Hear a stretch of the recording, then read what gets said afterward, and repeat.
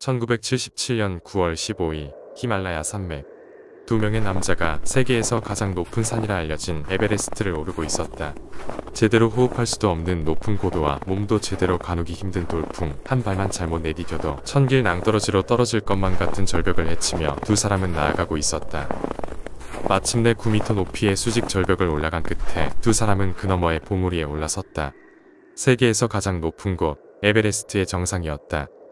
하지만 아직도 오를 곳이 남았나 주위를 둘러보는 붉은 등정복의 남자를 향해 동행인은 이곳이 정상이라고 알려주었다. 그 말을 들은 남자는 자신이 정상에 오른 것이 믿기지 않았는지 한참 동안 침묵하다가 눈물을 흘렸다. 이후 남자는 무전기를 통해 자신이 정상에 올랐음을 동료들에게 알렸다. 여기는 정상, 더 이상 오를 곳이 없다. 남자의 이름은 고상돈, 한국의 산악인이자 세계에서 8번째, 대한민국에서는 최초로 에베레스트를 정복한 남자다. 고상돈은 1948년 12월 28일에 제주시 칠성통에서 고용준과 박지수 사이에 5남매 중 외아들로 태어났다. 제주도에서 태어난 고상돈은 10살이 될 때까지 제주 북국민학교에 재학했는데 덕분에 한국의 명산인 한라산을 가까이서 볼 기회가 잦았다. 훗날 산악인으로 이름을 떨치게 되는 그답게 고상돈은 어렸을 적부터 산에 대한 강한 동경이 있었는데 거리를 오고 가며 구름에 둘러싸인 한라산을 볼 때마다 꼭대기에 오르고 싶다는 강한 열망을 느꼈다고 한다. 하지만 유년기에 고상돈은 몸이 약해 종종 경기를 일으켰고 결석도 잦았다. 고상돈이 잔병치레에서 벗어나기 시작한 때는 청주로 이사한 뒤였다. 무역업을 하는 부친을 따라 고상돈은 제주도에서 충청북도 청주로 이사했는데 이후 몸 상태가 호전되어 또래 아이들과 다를 바 없이 건강해졌다. 청주에 정착한 고상돈은 주성국민학교에 재학했는데 이때 그는 보이스카우트에 가입했다. 어렸을 때 몸이 아파 제대로 활동할 수 없었던 아쉬움을 풀듯 고상돈은 열성적으로 보이스카우트 활동을 했는데 국민학교를 거쳐 청주 상업고등학교에 입학할 때까지 꾸준히 다녔다고 한다. 하지만 고등학교 2학년이 되자 고상돈은 원치 않은 비극과 마주해야 했다. 부친인 고용중의 사망이었다. 병으로 아버지를 잃은 고상돈은 이전과는 비교할 수 없을 정도로 운동에 매진했는데 특히 등산에 몰입했다고 한다. 부친을 잃은 상실감과 슬픔을 등산을 통해 잊기 위해서였다. 그렇게 고상돈은 전국의 산들을 돌아다니며 등반에 매진했는데 그런 그를 눈여겨본 이가 있었다. 바로 충주상업고등학교 교사인 이원근이었다. 이원근은 보이스카우트의 담당 교사이기도 해서 고상돈과 안면이 있었는데 그 역시 등산을 좋아하여 충북 지역 산악인들의 동호회인 충북산악회를 설립하기도 했다. 그리고 이원근은 보이스카우트 학생이자 등산에 열성적으로 임하는 고상돈을 보고 그에게 충북산악회에 가입할 것을 권유했다. 비록 부친을 잃은 슬픔을 잊기 위해 시작했지만 이후 순수하게 등산이 좋아진 이유도 있었기에 고상돈은 이원근의 권유를 받아들였다. 그리고 은사의 제안을 잊지 않고 고상돈은 1967년에 고교 졸업과 동시에 충북산악회에 가입했다. 본격적인 산악인의 길로 들어선 순간이었다. 충북산악회 회원이 된 고상돈은 열성적으로 등반에 임했다. 충주대 경영학과에 재학하면서 속리산, 희양산, 조랑산 등 충북 지역의 여러 명산들을 올랐는데 이 과정에서 전문적인 등반 기술을 배웠다. 이와 같은 고상돈의 등반에 대한 열정은 단순히 산악회에 활동하는 것에서 그치지 않았다. 고상돈은 경영과에 입학한 지 2년 뒤인 1971년에 한국전매공사에서 운영하는 청주연초제조청에서 근무했는데 이때 직장 내 산악동호회를 조직할 정도로 등반에 대한 그의 열정은 대단했다. 그리고 이와 같은 열정으로 고상돈은 경영과에 재학 중이던 1970년 3월에 대한산악연맹에도 가입했다. 대한산악연맹은 등산 활동의 범국민화와 전국의 등산 관련 업무의 일원화를 위해 1966년에 설립된 단체였다. 한국에서 가장 큰 등산 단체이자 문화체육관광부 산하의 공식적인 조직이기도 한 만큼 고상돈이 대한산악연맹에 가입하는 것은 필연이었다. 그렇게 직장 내 동호회와 산악연맹 활동으로 바쁜 나날을 보내던 고상돈에게 결코 지나칠 수 없는 소식 하나가 들려왔다. 1971년에 산악연맹이 네팔 정부에 에베레스트 입산허가 신청서를 제출했다는 것이었다. 당시 대한산악연맹은 창설 이후 첫 해외 원정으로 히말라야 산맥의 8,400m급 봉우리인 로츠샤르산을 등반했는데 정상까지 400여 미터를 남기고 등정에 실패했다. 비록 등정에는 실패했지만 첫 선정에서 8,000m를 올랐다는 사실에 의의를 둔 원정대는 다음 목표를 히말라야 산맥의 최고봉인 에베레스트로 정했다. 이후 1973년에 외무부를 통해 네팔 정부의 답변이 돌아왔는데 4년 뒤인 1977년에야 입산을 허가한다는 것이었다. 그리고 산하연맹은 4년 뒤를 목표로 철저한 준비와 훈련 과정을 거치기로 했다. 77 에베레스트 원정대의 시작이었다. 이 소식을 들은 고상돈 역시 에베레스트에 오르고 싶다는 꿈을 가지게 되었다. 세계에서 가장 높은 산이자 당시 전 세계에서 7명밖에 정상에 오르지 못한 에베레스트 산은 모든 산악인들의 선망이자 일생의 목표였다. 이후 고상도는 자신도 에베레스트에 오를 자격이 있다는 것을 입증하기 위해 산악활동에 전보다 더 열성적으로 임했다. 그렇게 고상도는 설악산 동계훈련과 하계산 관악교, 국토종주 삼천리와 같은 여러 등반 행사에 참가했고 충청북도 산악연맹 이사를 맡는 등 대외적으로 활발하게 활동했다. 그리고 이런 노력이 결실을 맺어 고상도는 1974년 1월 26일에 77 에베레스트 1차 동계훈련에 충북 대표로 선발된 것을 시작으로 4차례의 훈련에 참가하게 되었다. 자칫하면 목숨을 잃을 수도 있는 에베레스트 원정인 만큼 훈련 역시 혹독했다.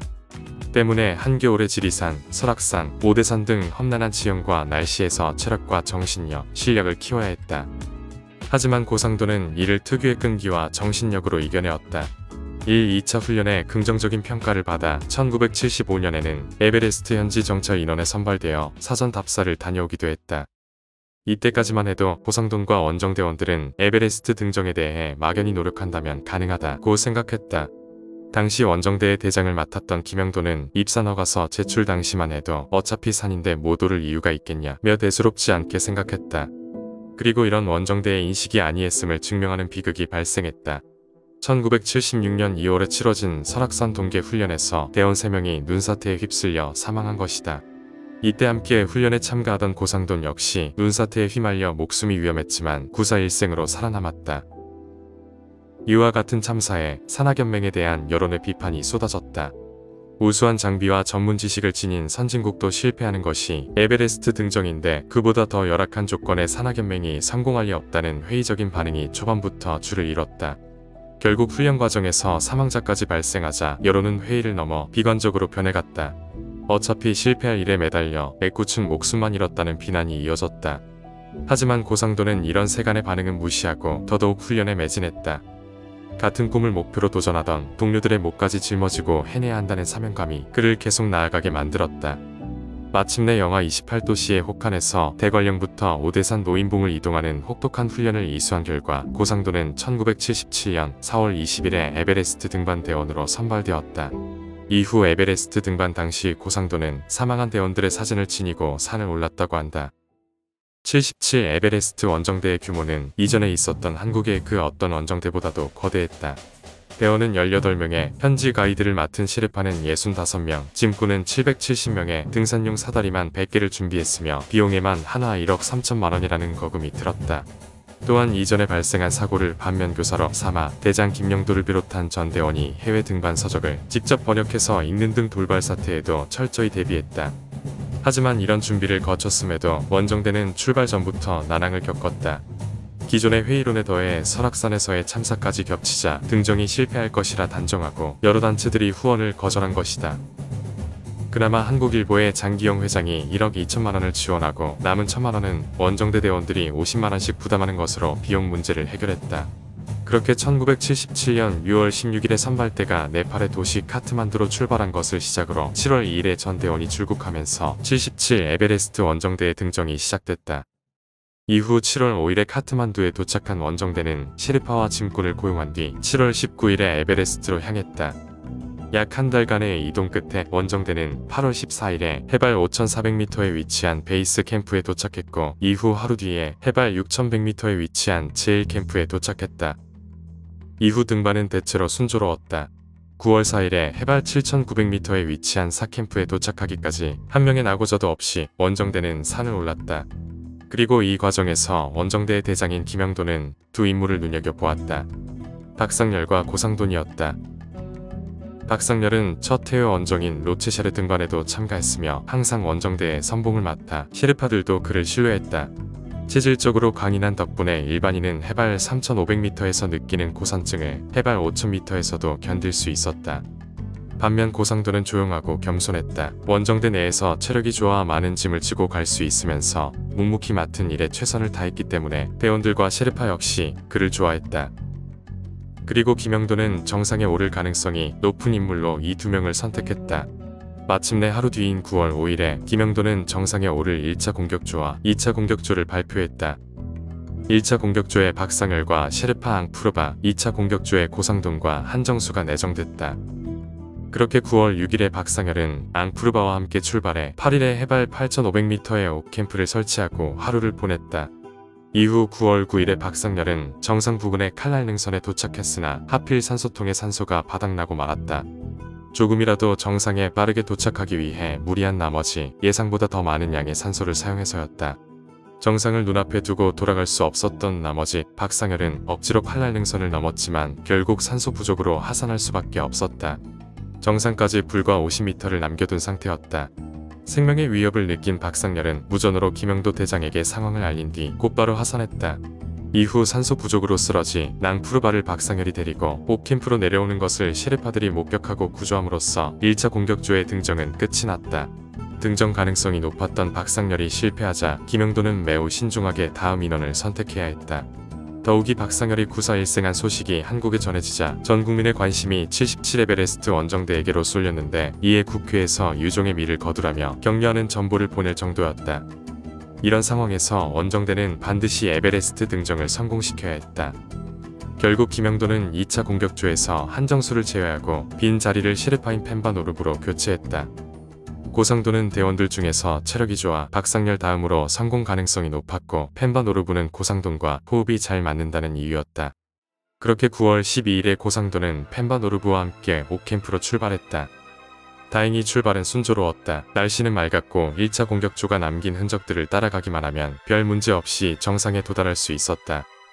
하지만 먼저 도전한 박상열이 정상을 눈앞에 두고 실패한 데다가 생사의 기로에 놓였던 것을 목격했기 때문에 고상돈이 느낀 부담감은 매우 컸다.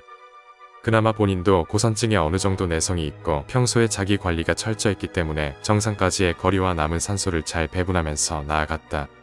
그렇게 고상돈은 12일에 2캠프, 13일에 3캠프를 거쳐 14일에 박상열이 설치한 5캠프에 도달했고 마침내 다음 날인 9월 15일 새벽 5시 30분에 정상을 향해 출발했다. 1분에 2리터의 산소를 마시며 4시간을 나아간 결과 고상도는 해발 8,750m의 남봉에 도달했다. 정상까지 불과 100여 미터를 앞둔 상태였다. 그리고 정상과 남봉의 사이로 칼날 능선과 힐러리 스텝이 고상돈을 맞이했다. 칼날 능선은 그 이름에 걸맞게 칼처럼 좁고 날카로운 암벽들이 돌출된 능선이었고 힐러리 스텝은 에베레스트 정상에 최초로 오른 에드먼드 힐러리의 이름에서 따온 높이 12m의 수직 암벽이었다. 두 구역 모두 정상으로 향하는 유일한 구간이자 수많은 원정대가 발길을 돌리게 만든 악명 높은 장소였다. 셰르파인 펜바노르브는 지금이라도 되돌아가자고 호소했으며 고상돈 역시 처음에 발 디딜 곳이 없는 힐러리 스텝을 보고 포기하고 싶은 생각이 굴뚝 같았다고 한다. 하지만 고상돈은 반드시 올라가야 한다는 사명감에 몸을 움직였다. 원정대와 전 국민이 자신을 지켜보고 있으며 죽어간 동료들의 피원을 이루어야 한다는 생각이 그를 나아가게 했다. 이때 고상돈은 간절히 기도를 올렸는데 그 순간 사나이가 그만한 의지력도 없어서야 되겠느냐는 부친의 목소리가 들렸다고 한다. 그리고 고상돈은 이에 용기를 얻어 칼날 능선에 올랐다. 오른팔로 날카로운 암벽을 껴안고 한 발씩 내디디며 전진했다. 그렇게 칼날 능선을 통과한 고상돈은 이후 힐러리 스텝에 올랐다. 거진 바위나 다름없을 정도로 얼어붙은 눈에 스파이크를 박아넣고 다리를 박차며 천천히 암벽을 기어 올랐다. 그리고 2시간 30분간의 사투 끝에 고상돈은 마침내 힐러리 스텝을 오르는데 성공했다. 이후 고상돈은 작은 언덕 3개를 넘은 뒤 큼지막한 봉우리에 올라섰다. 이때까지만 해도 고상돈은 힐러리 스텝을 오르는데 필사적이었던지라 그저 눈앞에 보이는 봉우리들을 넘는 데에만 집중하고 있었다. 그렇게 넘어야 할 다른 봉우리가 없나 주위를 둘러보는 고상돈의 뒤편에서 펜바노르브가 다가왔다. 그리고 여기가 정상이라고 소리쳤다.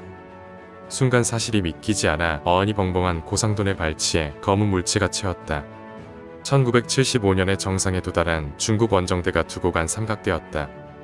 1977년 9월 15일 오전 12시 50분에 고상돈은 에베레스트 정상에 도달했다. 전 세계에서 8번째, 한국에서는 최초의 에베레스트 등정이었다. 이후 고성도는 눈물을 흘리며 무전기로 여기는 정상, 더 이상 오를 곳이 없다 는 말로 원정 성공을 알렸다. 모두가 불가능하다고 비난했던 에베레스트의 등정을 끝내 이름 없는 산악인이 이뤄냈다. 이후 지구의 지붕에 도달한 것에 감격한 고상도는 정상에 태극기를 꽂고 사진을 찍었다. 그리고 사진 몇 장을 묻었다. 설악산에서 사망한 동료 3명의 사진이었다. 에베레스트에 오르고 싶었던 그들에 대한 추모였다. 이후 1977년 10월 6일에 고상돈과 77 에베레스트 원정대는 성대한 환영 속에서 귀국했다. 도착하자마자 국립묘지 참배와 서울 시내 카퍼레이드가 열렸으며 청와대로 불려가 박정희 대통령에게 훈장을 수여받았다. 모두가 실패할 것이라 단정했던 에베레스트 정복을 이뤄낸 77 원정대는 대한민국의 영웅이나 다름없었다. 당시 한국은 국민소득이 $1000에 불과한 최빈국이었는데 세계에서 가장 높은 산을 동방 작은 나라의 국민이 정복했다는 소식은 한국인들에게 큰 자부심을 안겨주었다. 당시 한국은 경제개발을 진행하면서 하면 된다를 모토로 내세웠는데 때마침 원정대의 등정 성공은 정부의 기치와 부합했다. 때문에 77 에베레스트 원정대는 하면 된다의 대표적인 상징이자 국민들의 희망으로 떠올랐다. 그리고 이들 중 가장 큰 환호와 관심을 받은 이는 당연히 고상돈이었다. 전 세계에서 8번째, 한국에서는 최초로 에베레스트를 정복한 남자라는 타이틀은 고상돈을 일약 스타로 만들었다. 대장인 김영도와 함께 박정희로부터 직접 체육훈장 청룡상을 수여받았으며 고향인 제주시와 청주시에서 그만을 위한 카퍼레이드까지 열렸다. 말수가 적어 동호회 회원들에게 시골 상꾼이라 놀림받던 그가 정상의 사나이라는 국민 영웅이 되었다. 이때 고상돈은 제주도에 있는 부친의 묘소에 방문할 예정이었는데 환영 행사가 끝이 나지 않아 귀국 후 2주가 지난 20일 새벽에야 겨우 들렸다고 한다. 귀국한 지 한 달 뒤인 11월 1일에는 등정 기념 사진전이 열렸는데 이때 17일 만에 70만 명이 방문했으며 대구와 제주에서 열린 전시회 역시 인산인해를 이뤘다. 또한 그가 남긴 여기는 정상, 더 이상 오를 곳이 없다 는 말은 1977년 최고의 인기 어록으로 선정되었다. 사회 곳곳에서 고상돈의 에베레스트 등정을 기념했는데 산 정상에서 태극기를 든 그의 사진이 교과서에 실렸으며 에베레스트 등정 기념 우표나 주택 복권, 기념담배까지 출시될 정도였다. 정작 고상돈은 이와 같은 관심이 부담스러웠는지 지난 3개월간 수만 명에게 사인을 했는데 산을 타는 것보다 더 힘들다고 털어놓기도 했다. 하지만 바쁜 일정의 연속 속에서도 고상돈은 개인적인 행복 역시 누렸다. 1978년 4월 17일에 청주에서 고상돈은 연인이었던 이희수와 결혼식을 올렸다. 고상돈은 에베레스트를 오르기 전 이희수에게 목도리를 짜줄 것을 부탁했는데 이후 그는 등정 내내 목도리를 둘렀다고 한다. 다만 이후 여러 행사 등에 초청받느라 고상돈은 아내와 많은 시간을 보내지 못했는데 등정 1주년 기념 인터뷰에서 그는 결혼 6개월간 아내와 함께한 시간은 15일밖에 되지 않아 미안하다고 아내에 대한 미안한 심정을 밝혔다.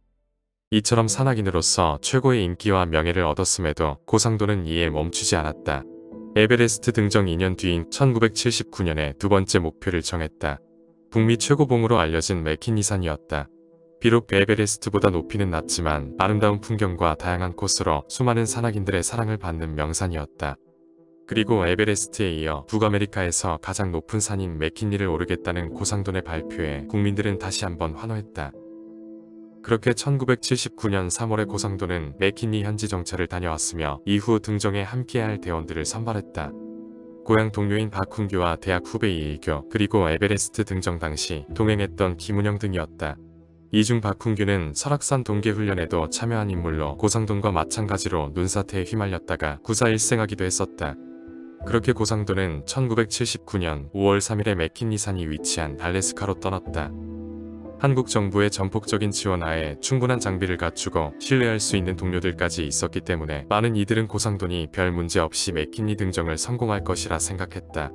실제로도 맥킨리 등정은 순탄하게 이루어졌다. 비록 셰르파와 짐꾼 없이 대원 6명만 오르는 데다가 코스가 험난하고 강풍이 부는 문제가 있었지만 숙련된 산악인인 고상돈의 지도 아래 원정대는 쉼없이 정상으로 나아갔다. 마침내 1979년 5월 29일 저녁 7시에 고상돈은 맥킨리산 정상에 도달했다. 아시아에서 가장 높은 산에 이어 북아메리카에서 가장 높은 산을 한국 최초로 정복한 것이다. 그리고 이와 같은 소식을 들은 국민들은 환호했다. 에베레스트에 이어 맥킨리를 정복함으로써 산악계의 새로운 전설을 쓴 고상돈에게 다시 열광했다. 이후 고상도는 바람이 너무 세고 추워서 말이 잘 안 나오니 사진만 찍고 하산하겠다. 지원해준 여러분에게 감사한다. 라는 말을 끝으로 무전을 종료했다. 그리고 그것이 고상돈의 마지막 말이 되었다. 이후 정상에서 내려와 하산하던 중 고상돈은 눈사태에 휩쓸려 절벽 아래로 추락하고 말았다. 당시가 등반을 끝낸 탓에 체력 소모가 극심했던 데다가 800m 빙벽에서 로프가 끊어져 제대로 대응할 틈이 없었다. 이 광경을 목격한 기자의 신고로 구조대가 출동했지만 발견 당시 이미 고상돈과 이일교는 사망한 상태였다. 향년 30세의 젊은 나이였다. 동료 대원인 박훈규는 생존했으나 동상으로 인해 발가락 전부와 손가락 8개를 절단하는 중상을 입었다. 한국 최초로 에베레스트 정상에 올라 국민들에게 희망을 준 인물이자 임신 3개월 차인 아내를 두고 떠난 그의 죽음에 많은 이들이 안타까워했다. 이후 고상돈의 시신은 한국으로 운구되었으며 6월 4일에 대한산악연맹 회장과 한국산악회장 등 산악인 500여 명과 유족들이 지켜보는 가운데 연결식이 진행됐다. 이때 모친인 박지수가 한국 최초로 에베레스트 등정이라는 업적을 세운 아들을 국립묘지에 안장시켜 줄 것을 청원했지만 논의 결과 거절당했다. 에베레스트 정상에 도달한 그의 업적은 대단하지만 국가를 위해 목숨을 바친 순국선열과 국가유공자들을 위한 장소인 만큼 국립묘지에 묻히기에는 부적절하다는 이유였다. 결국 고상돈은 경기도 광주의 한남공원묘원에 안장되었으나 이후 1980년에 제주도 한라산의 천백고지에 이장되었다. 제주 출신 인사들이 제주에서 나고 한라산에서 꿈을 키웠으니 당연히 제주에 묻혀야 한다라고 주장해서였다. 이후 그의 무덤을 포함한 천백도로 일부 구간을 고상돈 도로라고 이름 붙였으며 대한산악연맹은 고상돈이 에베레스트를 등정한 9월 15일을 산악인의 날로 지정해 그의 업적을 기렸다. 사고에서 생존한 박훈규 역시 2004년에서 2018년까지 고상돈 기념사업회의 이사를 맡아 그의 업적과 산악정신을 알리는데 힘썼다. 또한 2009년에 매년 시상되는 산악인상에 고상돈 특별상이라는 이름을 붙였으며 2015년에 개장된 한라산 국립공원 산악박물관에는 그가 생전 사용했던 등산복과 장비 등의 유품을 전시하여 고상돈의 업적이 기억되게 하고 있다. 이처럼 그가 본격적으로 이름을 떨친 기간은 고작 2년 남짓임에도 고상돈이 산악계에 남긴 영향은 결코 작지 않다. 에베레스트 등정을 완료한 1977년 당시 고상돈의 명성과 인기는 하늘을 찔렀으며 더 이상 올라갈 곳이 없다 는 그의 말은 어린 아이들도 따라할 정도로 유명했다. 세계 최초로 에베레스트 육개봉을 1년 만에 등정한 산악인인 박영석은 그를 자신의 우상이라 발언했으며 그 외에 수많은 산악인들이 고상돈을 보며 꿈을 키웠다. 하지만 민간 차원에서 그를 기억하기 위해 다양한 행사를 진행하고 있음에도 고상돈의 이름을 아는 이들은 많지 않다. 현재 그의 업적을 기념하는 행사는 민간에서만 이루어지고 있으며 고상돈의 고향인 제주도와 산악활동을 한 충주에서 진행되는 행정적인 사업은 없다시피 하다. 고상돈이 에베레스트를 등반했던 1975년의 한국은 현재와 달리 모든 것이 열악했다. 그런 시기에 제대로 된 장비도 없이 오직 체력과 끈기, 정신력만으로 세계에서 가장 높은 산을 정복한 그의 업적은 수많은 국민들의 위안과 자부심이 되었다. 고상돈 역시 이런 자신의 업적에 자만하지 않고 굳이 내가 아닌 대원 누구라도 할 수 있었던 일이라고 겸손함을 표했다. 이런 고상돈의 태도와 발언은 당시의 한국 국민들에게 할 수 있다는 희망을 주었다. 이처럼 고상돈은 단순히 에베레스트를 오른 산악인이 아닌 당시 국민들에게 노력으로 이룬 성공의 상징이었다. 하지만 이런 과거의 영광이 무색하게 고상돈의 업적과 명성은 잊혀져 산악인들 사이에서만 전해지고 있다. 그의 사후 30년이 지난 2009년에 고상돈 30주기를 기념하여 기념관을 만들자는 의견이 제시되었지만 이후 2025년에 이르기까지 16년 동안 기념관 건립은 지지부진한 실정이다. 산악인 엄문길 역시 고상돈 기념사업 추진 토론회에서 기념관은 고사하고 고상돈 대장의 유품 647점 중 47점만이 한라산 산악박물관에 전시되고 있고 나머지는 민속박물관 수장고에 잠들어 있다 라고 말하며 안타까워했다. 또한 많은 산악인들이 당시 최빈국이던 한국의 이름을 세계에 알리고 국민들에게 할 수 있다는 자신감을 불어넣은 국민 영웅 고상돈을 기억해야 한다며 목소리를 높였다. 이처럼 산악계를 넘어 전국을 열광시켰던 고상돈의 업적과 행보, 나아가 그가 준 희망을 통해 그의 정신이 비단 과거만이 아닌 현재에도 귀감이 될 수 있음을 되새겨봐야 할 것이다.